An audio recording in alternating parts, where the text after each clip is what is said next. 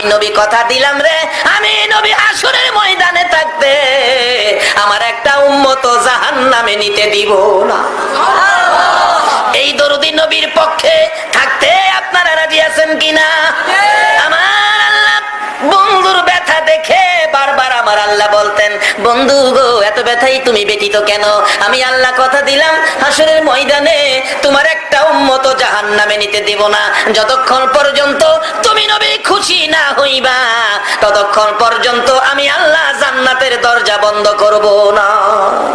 আমার নবী তখন চোখের পানিগুলো জর্জর করে ছেড়ে দিলেন, প্রভু গো আমাকে খুশি করার জন্য জান্নাতের দরজা খুলে রাখবেন। হ্যাঁ বন্ধু কথা দিলাম, আমাকে যদি খুশি করার জন্য এত কিছু করতে পারেন, আমি একটা দাবি করি, এই দাবিটা আপনি পুরা করেন। কি দাবি বন্ধু?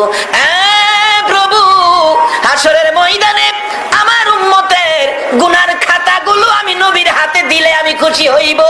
আমার আল্লাহ বলেন, বন্ধু তোমার হাতে কেন দেওয়ার জন্য বলছো?